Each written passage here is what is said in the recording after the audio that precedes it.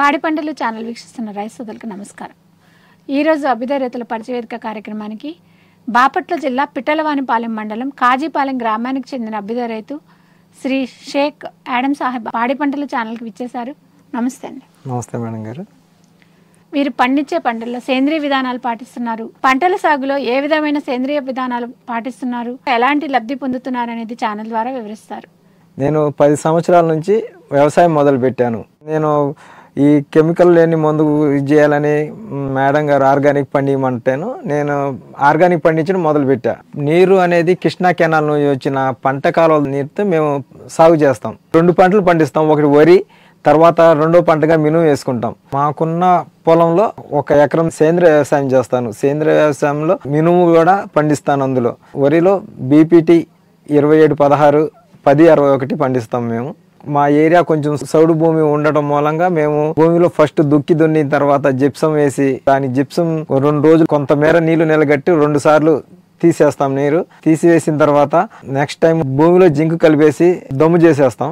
దమ్ము చేసిన తర్వాత నారుమడి 22 రోజులకి నాటు వేసే టయానికి నారుమడి రెడీ అయిపోతుంది. మనుషుల చేత నాట్లు వేపిస్తాం.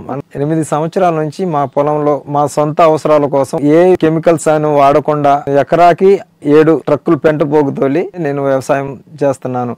ఆ 7 ట్రక్కుల తర్వాత ఇంకా దానికి పెట్టుబడి అనేది ఏమి లేదు. నాటేసి కోత కోసిన దాకా దానికి పెట్టుబడి అనేది నేను పెట్టలేదు. దానికి తోడు నాకు ఖర్చు కూడా ఏం అవలేదు. 1 ఎకరానికి 25 కిలోల ఇత్తనాలు, 1 టిక్కీ ఇత్తనాలు వేసి ఆ పెరుగుదల రాగానే 25 డేస్ 25 రోజుల్లో అది నారుమడి నాటేసుకోవడానికి సిద్ధమైంది.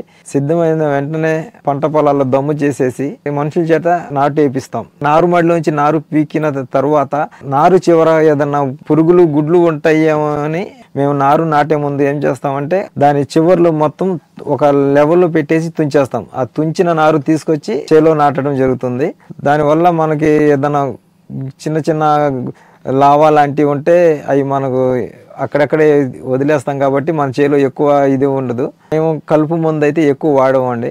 కలుపు మందు వాడకుండానే మేము ఫస్ట్ దున్నిన వెంటనే పైన ఉన్న ఏదైనా చెత్త లాంటిది కలుపు లాంటిది ఉంటే దాన్ని 4-5 మనుషులు పెట్టి ఏరిచ్చేస్తాము. ఏరిచ్చిన తర్వాత నాటేసిన తర్వాత 2-3 ఆకులు వచ్చిన తర్వాతే కలుపు తీపిస్తాం. ఎందుకంటే ఎక్కువ రోజులు అయితే 4-5 ఆకులు వేయడం మూలంగా కలుపు ఎక్కువ అయింది. తీపియడానికి కూడా మనుషులు ఎక్కువ మంది అవుతారు కాబట్టి వారం 10 రోజుల్లోనే మేము 2 ఆకులు వేసిన వెంటనే తీపిచ్చేస్తాం.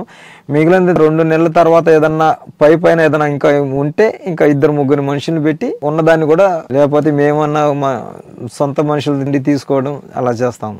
కలుపు మందులు అయితే పిచికారీ అనేది చేయం. అసలు ఆర్గానిక్ కాబట్టి కెమికల్ అనేది అసలు మేము వాడమండి దానికి. ఎందుకంటే సొంతంగా మేము ఉపయోగించుకోవడం కోసం పండించుకుంటున్నాము. పెంట పోగు వేసిన బలంతోనే ఇన్ని రోజులు పంట మాకు చివరి వరకు అసలు మేము పెట్టుబడి పెట్టింది ఆ పెంట పోగు ఒకటే. చివరి వరకు దాని బలంతోనే మొక్క పెరుగుదల ఉండిద్ది. తర్వాత పసుపు అట్టలు ఏదైనా పురుగు వస్తే వాటికి అంటుకొని ఇది అయిపోతాయి. లింగాకర్షణ బుట్టలు పొలంలో పెడతాము.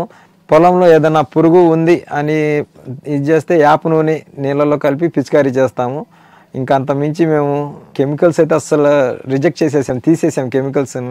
నీరు మొక్కకు 2 అంగుళాలు 3 అంగుళాలు నీరుతోనే మేము పండిస్తాం. ఆ 2 అంగుళాలు నీరు ఉండడం మూలంగా మొక్క గాలి ఎక్కువ తగిలి ఎక్కువ పిలకలు రావడానికి అవకాశం ఉంది. ఈ ఆర్గానిక్ వ్యవసాయం వల్ల ఖర్చు కూడా చాలా తగ్గిద్ది. తోటి రైతులతో పంటకు మనకు దిగుబడి కూడా వచ్చింది. మనం చేయాల్సింది పెంట పోగు తోలి పండించుకుంటే ఆరోగ్యం కూడా మనకు ఉండిద్ది. 60% ఖర్చు తగ్గిపోయిద్ది. మనకి ఆర్గానిక్ ఖర్చు వచ్చేసరికి 20,000 అవుతుంది. దిగుబడి వచ్చేదికి 32-33 బస్తాలు అయితే గట్టిగా పండుతాయి.